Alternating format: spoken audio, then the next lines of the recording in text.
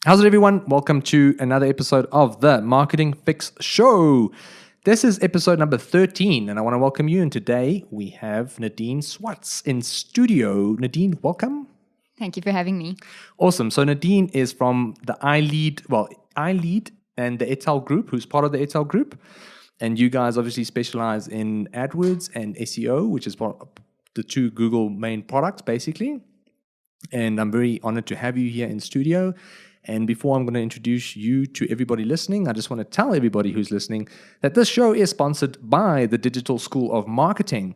If you are interested in learning more about becoming a digital marketer, maybe you want to further your career in the digital marketing industry, you can have a look at digitalschoolofmarketing.co.za. Their courses are accredited internationally and locally.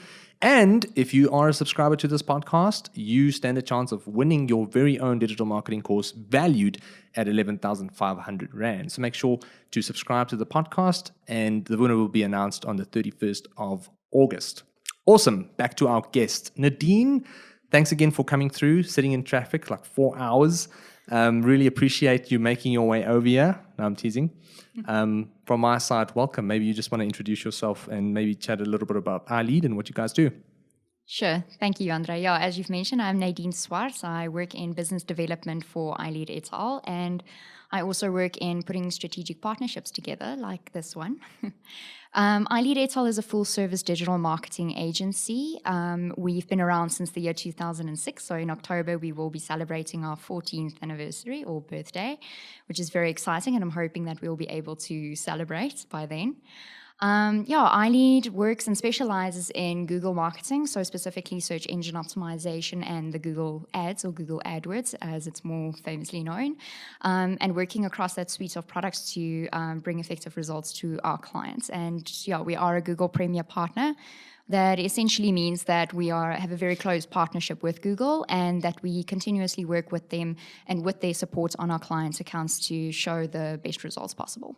Yeah, awesome. And I think, Google is playing such a big role in digital marketing these days. I think it's about the average of 80% of every dollar goes to either Google and Facebook. Majority is going to Google still at the moment, and Facebook is very close on their heels because they've got Instagram, obviously as an ad product as well. So with that said, I think people sometimes don't necessarily understand how big Google really is when it comes to advertising. Is there any stats that you could potentially share with people, maybe those listening, in terms of how many people in South Africa are on Google, the searches, the volumes, just put things in perspective to how big Google really is locally? Yeah, so the stats actually came out recently for 2020 or in January, so up into 2020. So we've actually definitely seen it exponentially grow over the past couple of years, not only Google, but within Google Mobile as well. And as we know, South Africa has some of the highest mobile rates in the world. When it comes to Google, the majority of our population obviously uses this as a search engine. Speaking under correction, but it's about 95% of searches that do take place within South Africa are on Google versus its counterparts like Yahoo and Bing. So it definitely is the most predominant search engine in our country. I think it's safe to say that Google is definitely the most popular. I think the latest stats I saw was Bing being at 20% of the market. And then the competitor after Bing was at 7% or something. And then Google's got obviously 80 or 90, 70 something odd percent, or if it's not close to 80% or more. Ridiculous. I think you mentioned Google Mobile. What are you referring to? Is that a specific product, or you're saying people using Google on their mobile devices? Is that what you were saying? People using Google on their mobile devices. So if we look at international markets, those rates are somewhere in the 60%. The South African mobile rates are close to 96%. Which is staggering. So it just makes it so much more important for us as advertisers to ensure that we always follow a mobile-first strategy.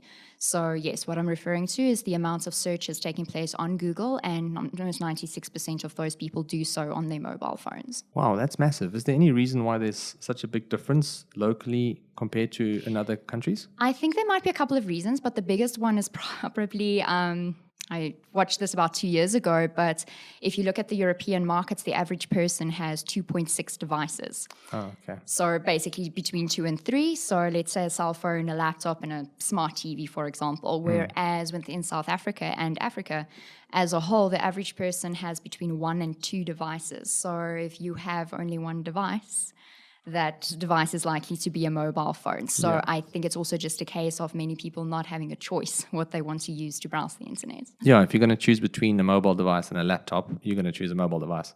Exactly. No, that makes sense. In terms of Google and some of the benefits of it in terms of advertising, and I think that's quite a big thing, purely because a lot of people don't necessarily know what you can do on Google as a business that can help you advertise your products or services. And I know there's the organic side, and I think this is one of the biggest misconceptions people usually have. They would say, how do I improve my rankings? I want to run ads to improve my rankings, but hold on, that's actually two different things. So maybe, if you will, maybe just explain the difference between the organic side of Google and then also then the paid side of Google, maybe. Yeah, of course. I chat to a lot of people who refer to SEO services as the collective. So that's an important distinction to make. So when it comes to the organic side of Google, so we call these organic rankings or natural rankings, or I like using the word earned rankings because that's essentially what it is. These are really rankings and coming up on that first page of Google because you've earned it.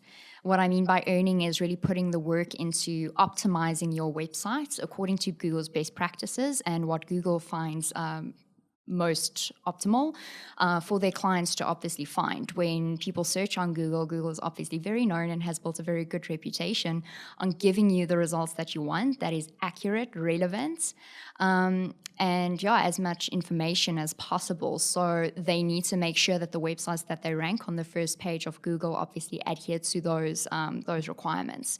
So in order to improve those rankings, there are certain factors on the website itself that need to be in place. We call this on-site optimization, considering a lot of elements, which we're not going to go into detail now. I think the last time I checked, there was over like 210 There's different ranking factors. I mean, there's probably more than that now. If I start listing them, we're going to have to stay there the whole weekend. That's perfect. Yeah, so obviously the on-site optimization side of it, and then there's also the content generation. Content plays a very big role in ranking organically. The more fresh, relevant content you produce and load onto your website and optimize for Google, the more there is for them to take into consideration when crawling your page and deciding where to index it. On the other side, as you've mentioned, we've got the paid side, namely Google Ads or AdWords, as most people call it. This is Google's paid advertising platform where advertisers can pay to come up on Google across the multitude of networks to obviously show their ads. This is the paid site. So what I usually tell my clients is that SEO or search engine optimization, working on your organic rankings, is more of a long-term strategy. As I've said, it's earned. You really have to put the work in, but in the long term, it really does provide a very big amount of value. Whereas where Google Ads is more of your short term, obviously you can do it in the long term, but the results that you see there are more immediate. So tell me, in terms of the SEO, you mentioned long term. For those listening, what does that really mean? Is there like a time frame that you're comfortable providing people with, or? The famous question. Yeah, so when it comes to SEO, I don't think there's a specific time frame, but let's say, most sites, again, there are a very wide range of elements to consider and how long it's going to take you to get onto the first page of Google. But on average, we can say between 4 and 9 months to really start seeing optimal results and to see your rankings climb properly. One of the biggest factors that influences this, obviously the competitors in your space. The more competitors you have also doing SEO, and especially if they've been doing SEO for a lot longer than you, the longer it's going to take you to, let's say, catch up with them. The less competitors in that space, the easier it's going to be to get onto that first page of Google. Yeah, no, for sure. And I think, people who are in competitive industries, they have a tough time ranking organically, but that's why there's an ad side to Google. It's like a tap that you can turn on. Like if you want to start running campaigns, you go in, you set it up. Obviously, you either have an expert doing it or an agency, or you can try and do it yourself, which we see a lot of people do try. And it's a matter of just pressing play. Well, you have to link your credit card, and then obviously you're allowed to play the game. And that's what it comes down to. And in terms of the paid side of Google, is there an exact, well, no, sorry, not exact, but is there an estimate number of people that you could potentially reach with this ad product? Obviously, it depends on industry, but currently across South Africa, do we know how many people we can reach? If we had to spend money on Google, what is the potential reach at least? Very vast number. Yeah, I can imagine. So, yeah, Google actually released the other day it can reach over a billion people currently globally. And this is across not only search, but especially looking at Google Display. Google really has a very big amount of assets. So we should also just keep in mind these are not only the ads coming up or coming onto the first page of Google when someone searches certain keywords. There are Gmail ads coming up, also just expanding that reach phenomenally. The Google Display Network covering a multitude of different websites across the web. And then, of course, YouTube, which is currently the second largest search engine in the world, following Google itself. Yeah, and I think the biggest question people have in their minds is like, why should I advertise on Google, and why, is it better for me to advertise on social media because occasionally it might be cheaper, or is it a situation where, I should just spend all my money on Google? And I think that's a very great answer there, because there's a lot of elements that you have to consider. But the thing that we can maybe dissect is, what is the biggest difference between a platform like Google and a platform, like Facebook? And I think in my mind, usually I say the one is you use to create intent, where it will be social media, and the other one you would use to actually target people who have existing intent. I don't know, is that correct? What do you think? It is correct, yeah. So when you look at a platform like Facebook, it's very, very good for awareness. And of course, if you have your audience targeting correct, it can really help drive leads as well. With Google, it is a very high intent platform, especially if we have a look at Google search. If someone is going to Google search, if we translate this back to the sales funnel, they are either in the consideration or the purchase phase. So if they are actively searching and doing research, they have a very high intent towards that product and service. So we do tend to see much higher conversion rates on Google search versus social media. But I think it's very important, and I think this is why they call it the marketing mix.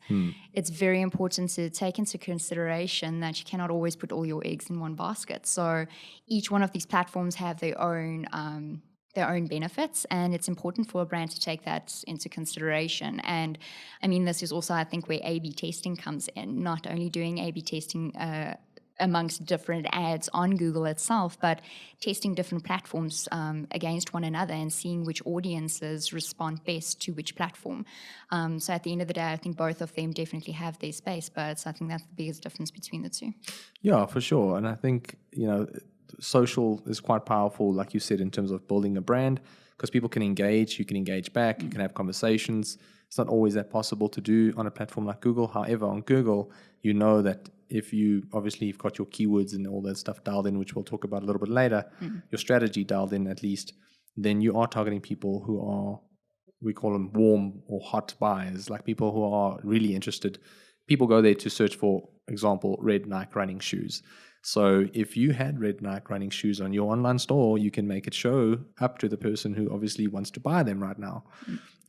Maybe let's talk a little bit about the different ad products that Google has. And I mean, this changes, quite a lot. This has changed quite a lot over the last couple of years. Google's obviously growing and they're launching new features probably every couple of years, if not every couple of months. But some of the most popular ones, and maybe if you want to mention them and just explain to them how they work and what benefits they are to the companies using them. I think the most popular one is obviously Google Search.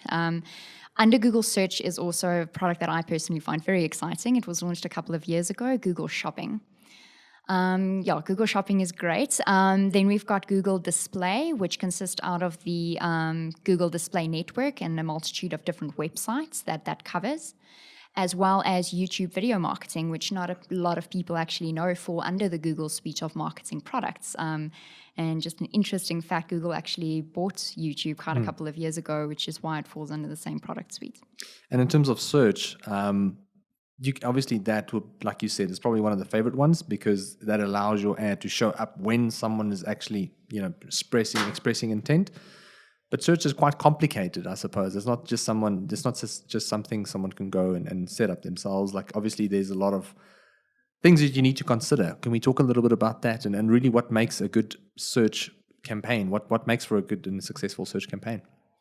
Yeah, I think when it comes to search, there's a bit of a process behind it that a lot of people don't necessarily realize. So, to give you an example, if we get a new client that wants to start marketing with us, we go through a process of research first. So, there are a couple of factors in search that we need to take into consideration, which is not only the keywords, but putting a list of keywords together, then having a look at how competitive those keywords are in that industry. And what we find is that the less competitive an industry is, the less a client ends up spending. And we use this obviously to identify the kind of budget that a client needs to spend on search. So we take into consideration the keywords, the regions that the client wants to focus in. We can then start building the campaign. I think the biggest part of the work comes in, let's say, the 2-3 months following that, because what it is incredibly important when it comes to search is not just to set up your campaign and there you go. Now you're done. Now we're going to watch the leads coming in, but to continuously work on it and to optimize it on a daily, weekly, monthly basis based on the incredible amounts of data that Google actually generates and makes available for us to make those decisions on. So optimization is incredibly important. I think that you've mentioned it and you hit the nail on the head just purely because of the fact that I think that's what a lot of people don't do, is they set it up and they forget it. Exactly. And then they go, oh, this is not working. Purely because I feel like my brand is not a fit for Google or my product is not a fit for Google, but that's not necessarily the case. It's about optimizing those campaigns and really implementing the right tactics based on what the data is telling you. And I mean, if we had to consider some of those data points, I think a lot of them would be, and I know you get different types of keywords, and you can actually see what keywords people are clicking on. You can actually see which ones are coming in at an affordable price, which ones are really expensive. And that's how you can really start optimizing your campaign for the best results, right? And when it comes to tracking, I think what a lot of people, there's also a misconception, is they focus very largely on clicks. Clicks are great. We like clicks. However, it doesn't end there. So it's very important to make sure that your tracking is set up properly and that you have defined what you see as a conversion or a goal, which essentially means that action that you want the person, when they are on your website, what action do you want them to take? Do you want to grow your database and have them sign up for a newsletter? Is that what you see as the goal? Do you want them to fill in a contact form or request a quote from you? So you have to ensure that you define that goal very clearly and set up your tracking accordingly. Otherwise, what we also see quite a couple of times is from campaigns that we either audited or taken over is that there are a lot of goals. Pretty much every action on the website is a goal. Landing on the contact page is a goal. Just looking at some pages is a goal. The trouble with that is it's very good to keep track of those. We call them micro goals, and they might differ from one client to the next according to objectives. But what's really important is to make sure that those goals are set up correctly, because we are at the end of the day going to base our optimization decisions on the data. So if the data is showing us that lots and lots of goals are coming in, we might miss certain optimization opportunities at the end of the day. Yeah, before we go any further, I would like to just take a step back. You mentioned goals. I think it's very important. Maybe can we just quickly explain what a goal actually is and what does that mean to the business? Sure. So a goal might look different from business to business. It's completely dependent on what that business is trying to achieve with their online marketing. A goal is essentially an action on a website that is valuable to the client. So as an example, as I've just said, if your objective for running these online marketing campaigns and driving people to your website is to grow your database, then someone signing up for your newsletter would be a goal and would be set up as a goal. If you are actively trying to drive sales, we would not set up signing up for the database as a goal, because that's not what we're after. It's great to have that as a byproduct, but it's not the main objective. As I've said, if you're driving sales, obviously a transaction on the website would count as a goal. So a goal is essentially that important action that we are after at the end of the day. And in terms of a macro goal, that would be the final, okay, we want a sale. And you've mentioned earlier micro goals. That will be like these little micro commitments that a customer has to take in order to obviously get to that final goal. So it's almost like these are the things that these are the hoops he has to jump through. He has to see the page, he has to leave his details, or he has to download the lead magnet, whatever it is, in order to essentially become a sale. Exactly. Is that correct? That's correct, yeah. Cool, man. And then that's Google search, and we've basically touched on the different keywords. There are different types of keywords. Can we maybe just talk about that and give people some understanding? Because it's easy to say, let's focus and go and use keywords on Google, But there are different types of keywords. They all have different meanings. Maybe we can dissect that quick. Of course. So I think when it comes to keywords, it's very important. And I see a lot of people going as broad as they can because the more general the keyword is, the more amounts of searches there are for that specific keyword and the more amounts of traffic can be driven to the website. However, the danger with this is the broader the keyword, the less specific it is, which means that, that person could technically not really be looking for what you are selling. So for a quick example, you use the red shoes example. Now, if someone searches red shoes, that's a very broad keyword. If someone searches red shoes and I have an online shop, my objective is to get that person to my website to buy my red shoes. However, someone Googling red shoes might be doing a project at university and looking for information on the history of red shoes, which is very far from relevant and what we are trying to achieve. So, you have your very broad keywords like that. Within Google AdWords, there are certain ways that we can actually identify these keywords.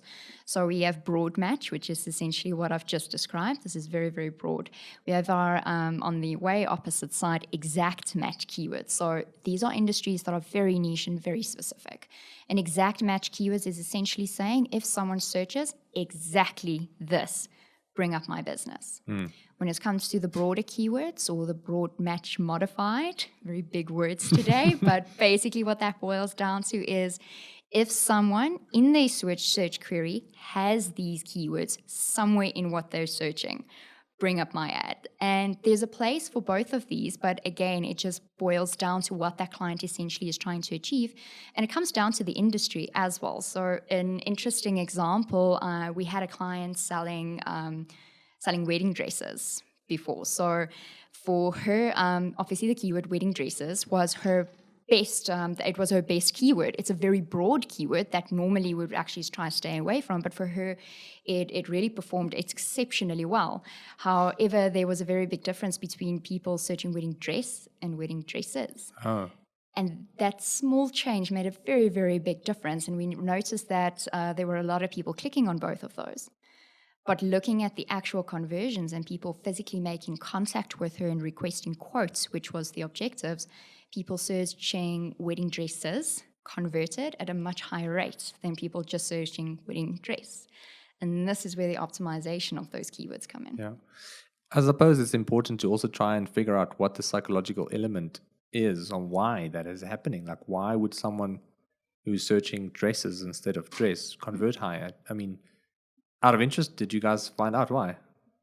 Not really. I'm going to use another client as an example. So they were selling a very big lawnmower company, selling lawnmowers. Okay. And this was an interesting point. We had the same situation where we saw on Google that there were very high search volumes. So a lot of people searching lawn mover instead of lawn mower.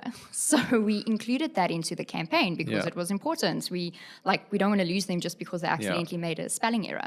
But what we found is that the people searching lawn mover were still looking for the same product, still acting the same, clicking on the ad, researching on the website, but they weren't converting. And I think what we can bring that back to is, the background that those people are from. And there are definitely certain socioeconomic elements that obviously implement or influence their behavior online. True. And it's this is where it becomes, those data analysis becomes extremely interesting when you can find things like this and, really optimize that campaign to that granular level. That's why you need someone dedicated to help you with this, I suppose, sometimes, because depending on your budget, and a lot of people can do this themselves if you've got the time. But I mean, essentially, if you want to grow a business, it's about outsourcing what you're not good at, or at least getting the help in and focusing on the bigger picture, right? And this can become a full-time job quite easily, just looking at all that data. 100%, yeah. I have a lot of clients coming to us going, I've been doing this by myself for about the last year. Like, it is very time-consuming. And we have to be like, yes, we know, that's why we do it for you. So you're absolutely right. We talked about the psychological element now in terms of how people search online. A classic example is the word buy. Like, usually what we would advise, saying like if someone is looking for that red Nike running shoe example that we've mentioned, by just adding the word buy in there, immediately now, if someone is searching buy red Nike running shoes, immediately that person is more inclined to obviously buy it and not necessarily do a research project on it, because otherwise you would have just left the word buy out. Exactly. So that's potentially how you can go about improving, the specificity of who you're trying to target, I suppose. Absolutely. And also just elaborating on the psychological element to that, we had a client whose website, the whole campaign, everything was performing exceptionally well until the person got to the actual phase where they had to fill in the contact form and send it in. And we kept seeing drop-offs. And what we realized there is someone told us, you know what, in order to send that contact form, the call to action that we were using was the word submit. In that specific industry and the specific person who would make use of that website, we actually found that they saw submit as a negative word. Oh. It doesn't mean that they saw the submit button went I will not submit. Yes. It's a psychological process that happened that made them hesitate and essentially lost that client. So just by literally changing that one word, we actually saw their conversion rates increase drastically, which was very interesting. I suppose the word submit can be quite intimidating. Yes. And this is obviously the call to action that you guys obviously improved, and the psychological, there's need to find the psychological, I would say, element that would allow the campaign or the call to action, whatever it is, you want to remove psychological barriers that is creating conflict between the customer visiting the site and you converting that customer or that visitor into a customer. Exactly. And that barrier, sometimes it might not be a word. A lot of times we see them being colors as well. The other thing I wanted to say is, like you mentioned earlier about being specific with your keywords, because everybody wants clicks and everybody wants traffic. I think the one thing we've noticed is that a lot of people want traffic. And if you have to ask them, do you want less traffic and more sales? Like usually, obviously, people say, well, I'd rather want more sales, but it's not necessarily, it doesn't make sense. The equation doesn't add up when you tell people you're going to have less traffic, but you can have more sales, because everybody thinks more traffic equals more sales. Exactly. We had a client in the online learning space where we went through this with them, and it was quite an interesting journey. So we started running their campaigns, and the objective or the goal for them was a low cost per lead. So for every lead coming in, it must have cost them a certain amount to bring that lead in. And that was the main focusing factor, along with volumes of leads. They had a KPI to bring in a certain number of leads per month. Within the first 3 months, it was quite high, but we reached it, and it was fantastic. And within that status meeting with the client, they were ecstatic. They were like, wow, you guys are amazing. And I actually just brought her back because, and this is also another very, very important part, is actually recording and knowing, do those conversions actually, and by conversion I mean that action on the website, actually translate into sales?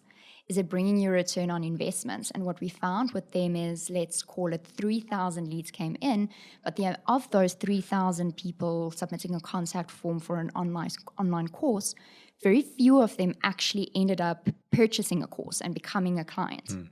So we then had that conversation with the client and said, we're going to make some adjustments to the campaign. You're going to get less leads, but we want to give you more sales. And we went through that process, and I think it was a very good educational process for the client also to go through, to realize the number of leads is not necessarily the be-all and end-all. It's about the percentage of those leads that you convert into business, because at the end of the day, we are spending money online, generating these leads in order to see a return on our investment and to make more money than we're spending at the end of the day. Yeah, it's nice just to have a low lead cost.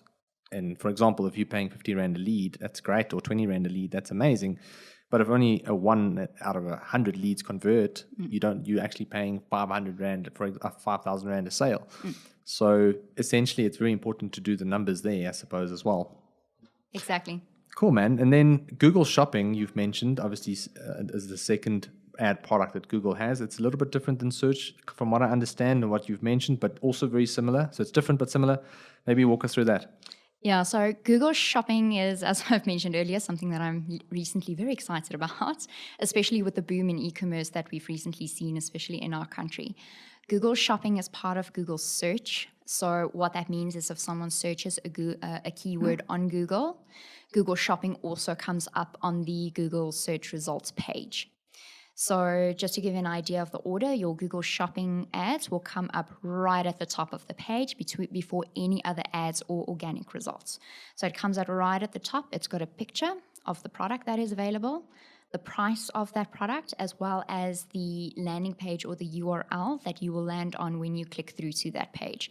So it really is just a lot more. It's very similar to Google search. It works in the same way. However, it is a more visual, more detailed search result, essentially. You can actually see the product that you're searching, and you can actually decide if it's for you or not, versus Google search just being text, I suppose. And the reason why I'm so excited about this product is, I think it launched in 2015 already, but in recent years, it's really come out with additional features that have just made it so much more effective. So when you have an e-commerce website, there are a multitude of benefits of running Google Shopping, but as I've said earlier, it's important to have a mix of them.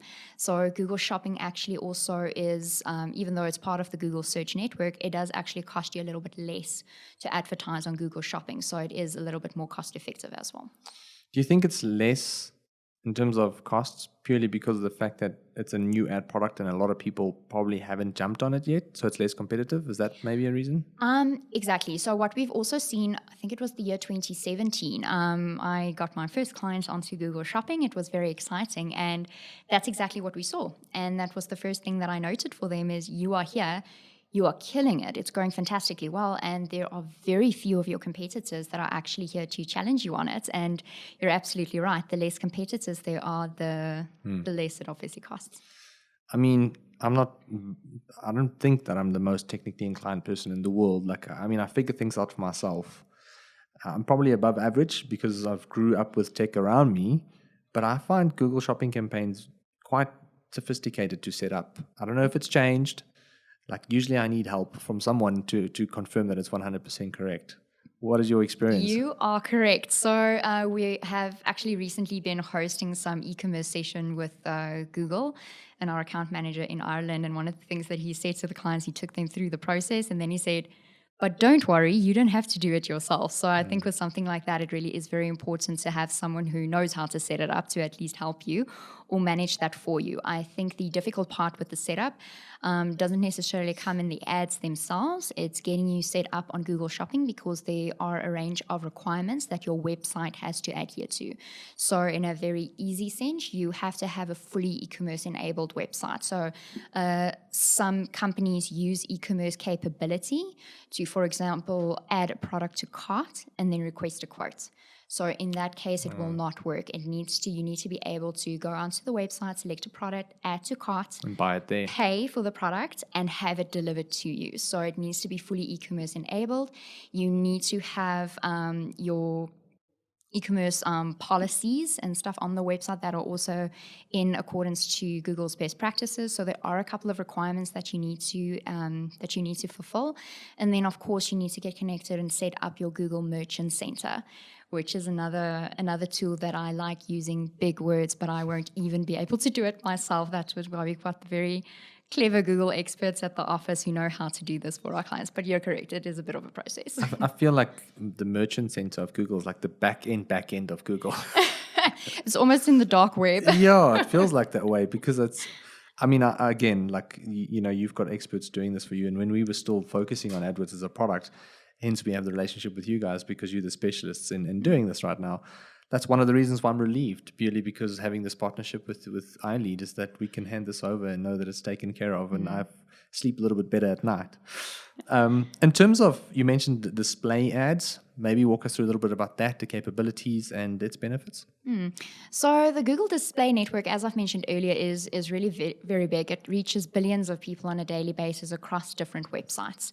So when we start with display for a client, again, one of the common questions that I get, or a common misperception, is that we select, or the only option that is available is selecting the website you want your ad to show on.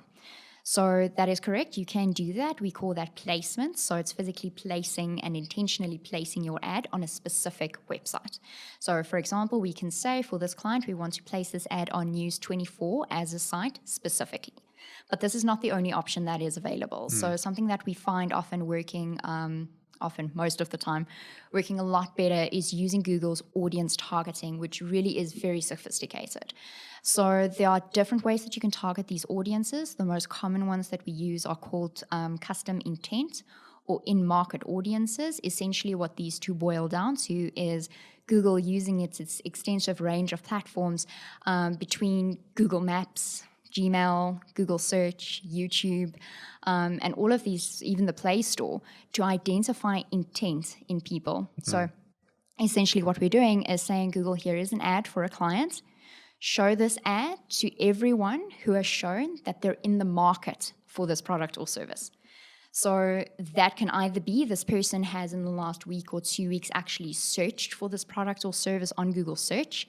And by doing that, it has triggered an intent, or it has triggered the fact that it's in the market for that specific product or service.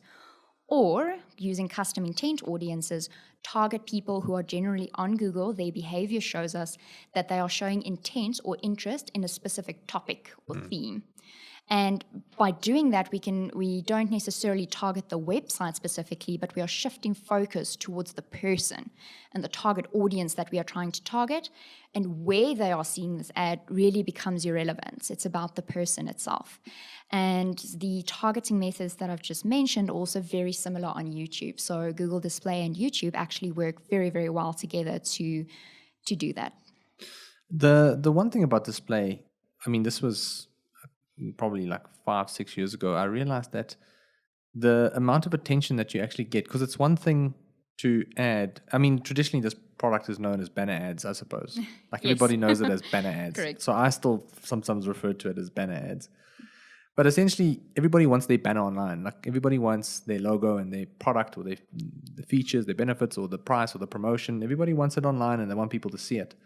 But how effective is it really? And I think essentially one of the things I want to discuss is now Google has put a lot of time and effort into improving these targeting capabilities, because I feel the traditional way of running these banner ads has almost kind of become less effective, purely because people have banner blindness, which is an actual term, I think, now these days in the digital marketing industry, because there's just so much going on. When you go on Facebook, you've got stuff in your news feeds. Facebook is a digital billboard. If you think about it, the news feed is like the highway. And you're just basically scrolling past all these billboards. When you go online, you get bombarded with pop-ups and all kinds of banners. And I think this is the one thing where Google says, like, we realize that these ads are not necessarily as effective as we want them to be. And that's how they started improving these targeting capabilities. And today it's a little bit more effective than it used to be, right? Correct. Look, Google Display will always largely be to obviously reach people and to reinforce your brand to them.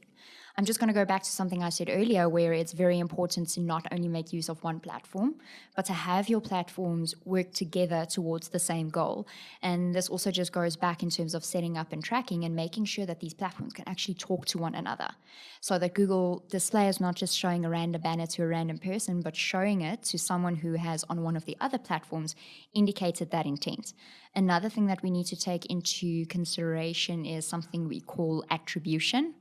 So what attribution essentially means is if that goal that you have set on your website has been achieved through Google Ads, which one of those platforms and which campaign is that goal attributed to?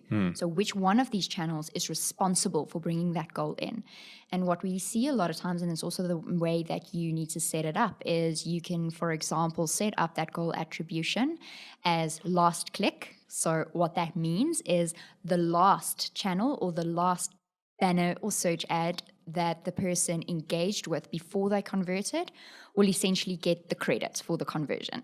And a lot of times with this model, we see Google search getting that. So to use an example, someone might see a Google Display banner and 2 days later go, oh, what's that company I saw the other day? Go search it on Google search, click on the search ad and convert. So with the last click attribution, basically it's showing us that Google search gets all the credit, not knowing that that's not where the process began. So we do use something called time decay. So essentially what that means is taking into account that it's not just because of one specific channel or one specific ad that conversion came in. And a lot of times what we do see, and I'm using the sales funnel again, is you need all these channels and all these guys to help you. And that's a lot of times where Google Display comes in to drive that person down the funnel in collaboration, obviously, with Google Search. You know how I see all these ad products as like a soccer team. Exactly. That's exactly how I'm imagining it, yeah. So essentially, if I just had to put display by itself in the team, it's not necessarily going to win any games just purely because of the fact that there's no support and that will allow him to score a goal.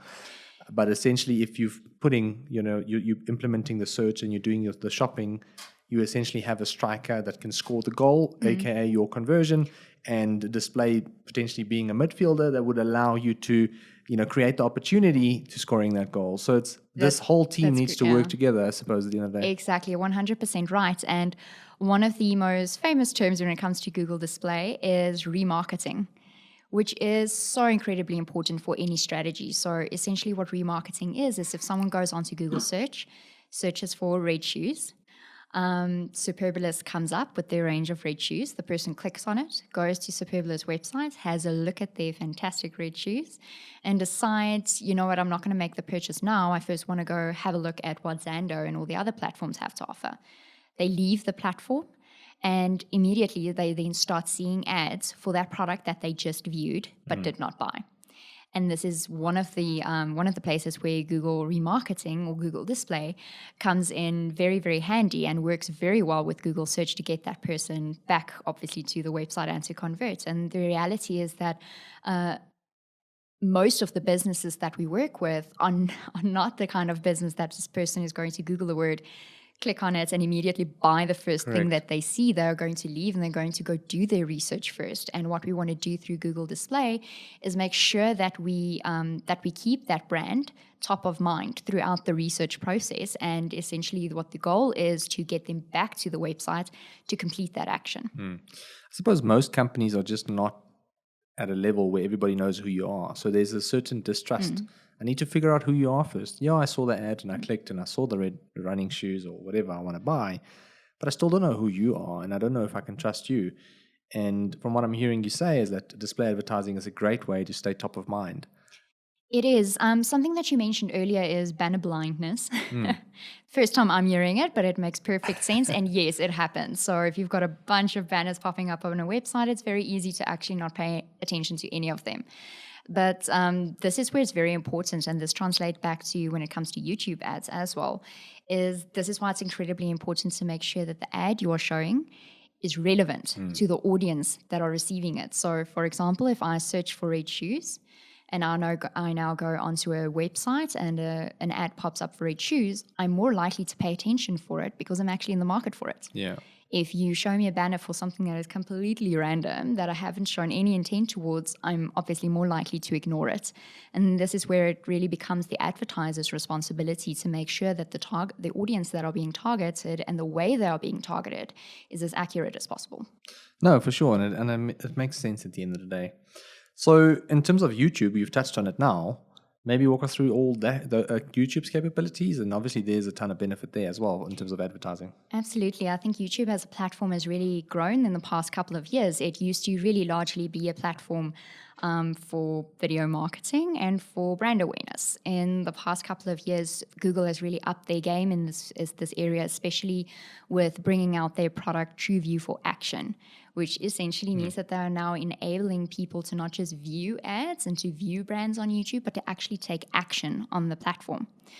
55% of people who search for a product or service on Google search end up going to YouTube to either watch a demo video or a review or whatever that might be, but to do further research on YouTube itself. So that 55% is incredibly important because, again, YouTube is your very bad at soccer, and I'm trying to make up a position and I don't know any of them. No, but it's definitely one of the key players, one of the VIPs, I suppose. Absolutely. So just imagining someone going onto Google search, searching for ski equipment. Yeah. And then 2 days later, they go onto YouTube to watch a random video that's got absolutely nothing to do with ski equipment. However, before that video plays, an ad comes up for ski equipment. That person was just searching for it. They have intent towards it. So chances are they're going to watch the video. Yeah. And secondly, just coming back to TrueView for Action, that we can actually now add call to action ribbons on the ads themselves. So if he is interested in that specific product, he can click on the call to action that's available on the video. land on the website, on the specific page where that product is available. And now we're just making it so much easier using YouTube to actually get people to convert. So I really think that they've taken strides in the past to really change YouTube into a channel that was previously viewed basically just for brand awareness into a channel that we can actively include in our mission to bring conversions and sales to our clients. Yeah, I think one thing people need to note is that YouTube is currently the second largest search engine in the world. It is. After Google. And it's owned by Google, so technically they own the world. 100%. Well, all the searches in the world, I suppose. And I think essentially what it comes down to is you have Google search, you've got the organic, you've got the paid side. So if you're doing both, you're increasing the amount of real estate that you have on this platform technically. You're increasing the probability of someone seeing your business and learning more about your products and services. And then there's YouTube, who's literally the second largest search engine in the world. And the nice thing about YouTube, like you've mentioned, like with Google Shopping as well, it's super visual. People go there before I buy a tech product that, costs, it's going to be a significant investment for the business or for myself on a personal level, whatever it is. The first place I go to is YouTube. I've done it with every single device I've bought, up until now, recently. Again, this exact device that's making sounds in the background is literally the classic example of, is this really something I need? I need to understand the reviews, the customer feedback, how it works, what features I can have. And you can go read all of that somewhere, but it's so much easier to have someone explain it to you or watch a video that's 3 minutes as opposed to reading an article that's 2,000 words. No, exactly. And I think an important thing for YouTube also just to remember is that it really, something that really helps improve the efficacy in driving engagement on YouTube is, firstly, 95% of the videos on YouTube are viewed with sound on. Oh, wow. Which just makes it not only visual. And it's different on Facebook. It's very different. So on Facebook, most videos are viewed with the sound off. Exactly. And one of the number one rules for doing video marketing on Facebook is to include subtitles for that reason, because most of the time if someone is on Facebook, they're probably not in a place where they can loudly listen to a video. However, with YouTube, that's 95%. The industry standard for audibility and viewability is 66%. Oh, wow. Just to put that into perspective. And the other thing also is that when it comes to your YouTube, I'm using TrueView, which is your longer form videos. Someone has to actually watch 30 seconds of that video before you pay for it. If they skip that ad before 30 seconds, you don't pay for that view. Okay. Well, that's good to know. I think a lot of people will be like, okay, well, I'm only paying if there was some form of value to my business. Usually if I say that, people are like, oh, okay. Yeah, and I think people find those ads annoying most of the time because I look at, my son and I look at my wife when they're on YouTube, and I kind of like study people.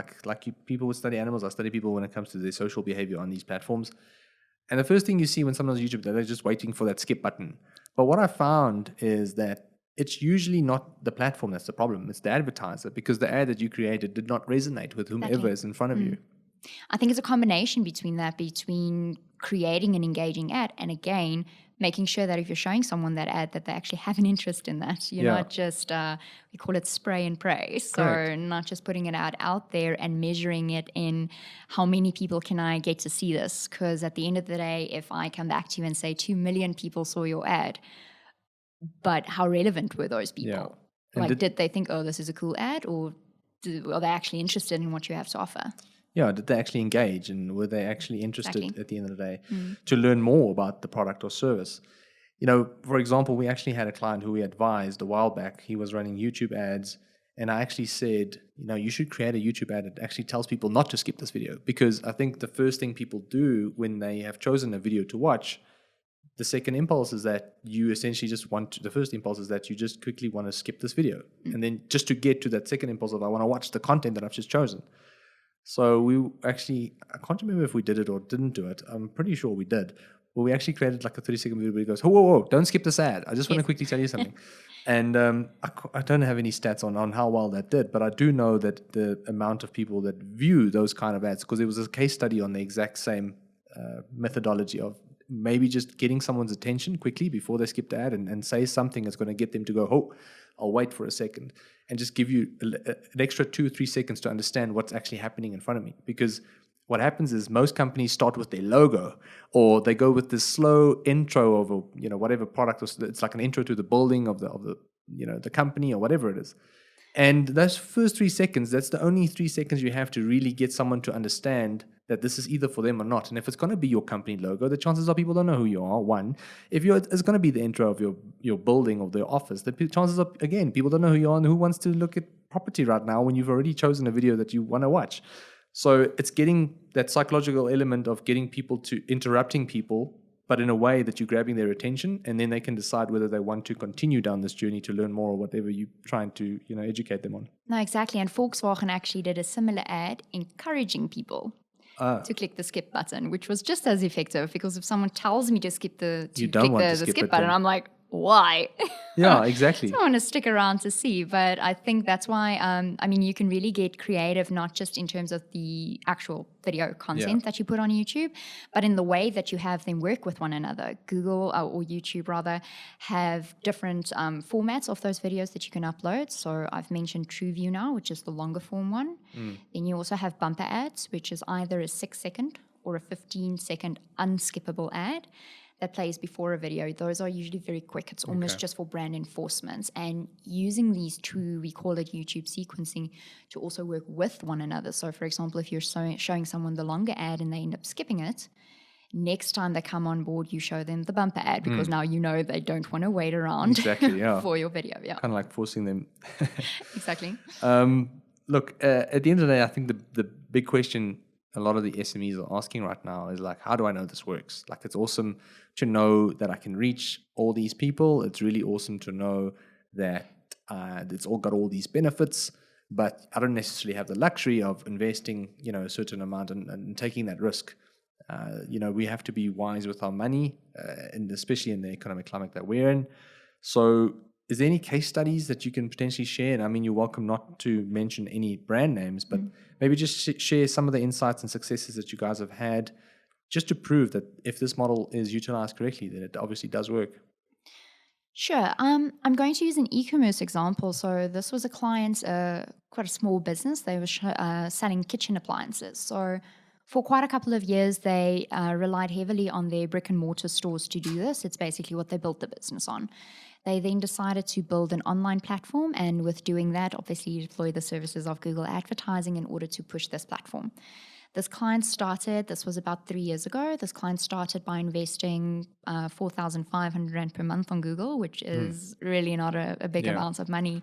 And with that 4,500 Rand per month, they made an average of 70,000 Rand sales. So I think when looking at the bigger e-commerce websites, that's not very big, but looking at the fact that they were brand new, people were not actively searching for them on Google, with a 4,500 Rand investment, we managed to generate 70,000 Rand in sales.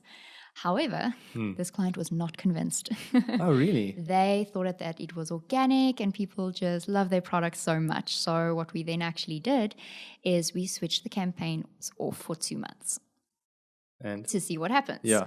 So exactly nothing else changed. We just switched off the campaigns, which means that no Google advertising was running. So if people were searching for kitchen appliances, they were not coming up. So with spending nothing on Google ads, they ended up making 13,000 Rand sales on average between those 2 months. Wow, that's a big difference. So I think that was quite interesting to see, not only the results that we brought, but the lack of results on the other side. And that client is still with us today, and they are growing exponentially. It's really satisfying to see, especially new businesses, come on board and starting the journey with Google Advertising, and then obviously looking back a couple of years and seeing how much they've grown. Being cognizant of the fact that you didn't mention their name, but you did mention a starting budget. What are they spending on Google today, out of interest? They're paying about 20,000 Rand per month now. Okay, so they've gone up about 4 or 5 times, basically. They have. They're also investing in search engine optimization, and I think that's also helping them quite a lot because I think these two platforms these two strategies really work well together. And I think it's important also to note that you don't necessarily have to choose one of the two. Yeah, and I think this is a great example because everybody would want to invest more if they know they're going to make more, right? Exactly. And I think that's how it works at the end of the day. Start small, and if you see results, you can build up from there. And then in terms of a minimum investment when it comes to advice now, so if you had to give advice to a medium to small business, where do you start? So if someone comes to you and say, look, I'm looking to generate leads or e-commerce sales online, obviously there are a lot of elements at play, the business, the model, the website, I'm assuming, is also a big factor, which I would like to touch on. But what kind of budgets? We've mentioned budgets now. What kind of budgets would you recommend for someone starting out and trying to just test the waters out?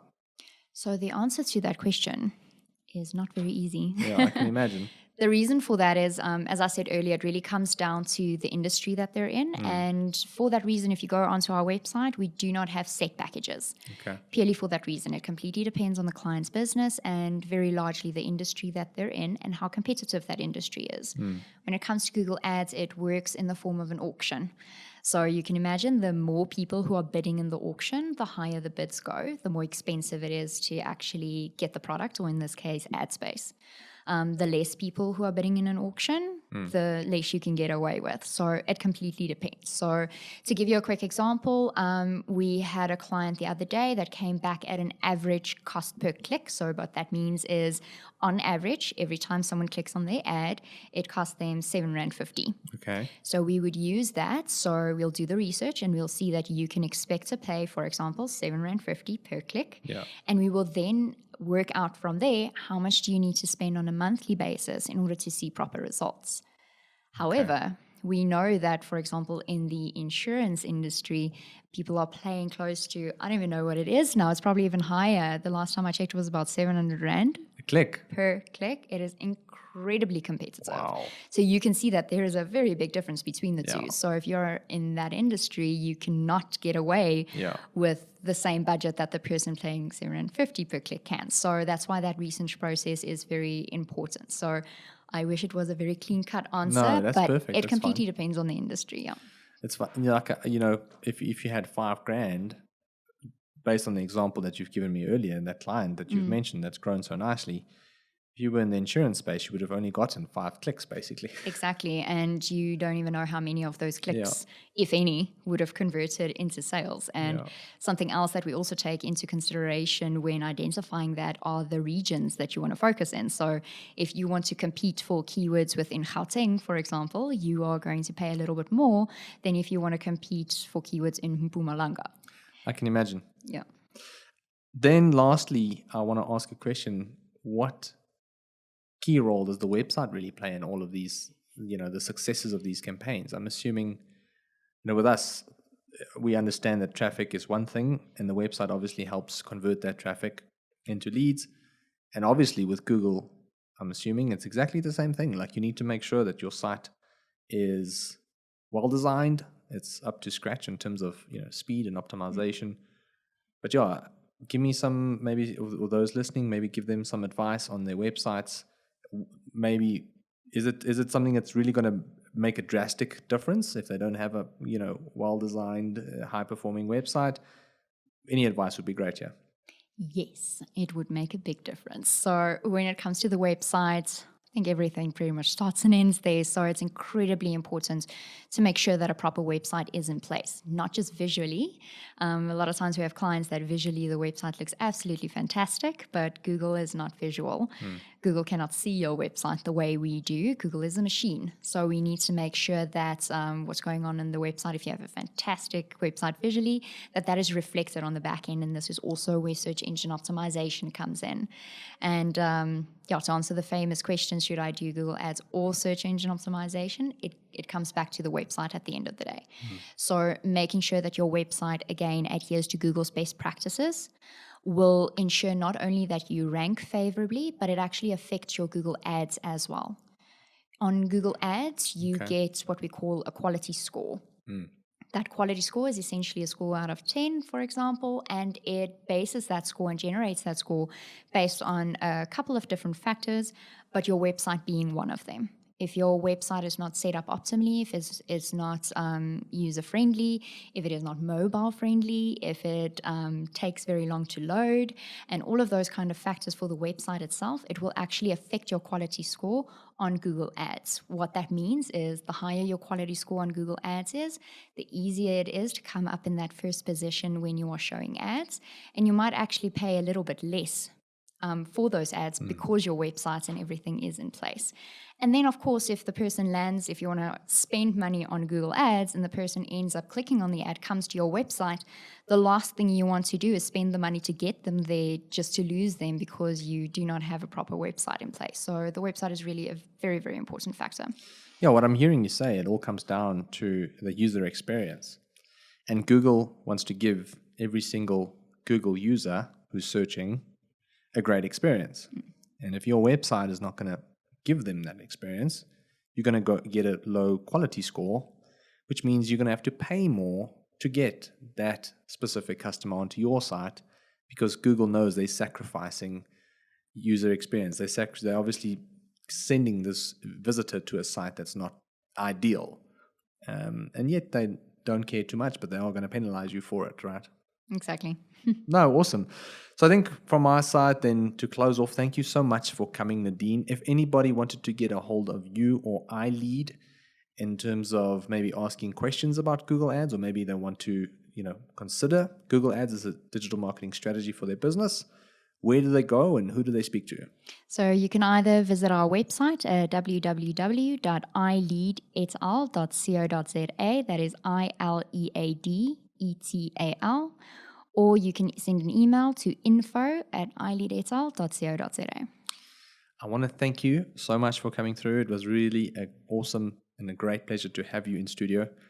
And I think we added a lot of value to those listening today. Thank you so much, Nadine. Thank you for having me. It was fun chatting about something that we're both passionate about. For sure. Next time we can maybe just dive into search engine optimization. I think it'll add a lot of value as well. Sounds good.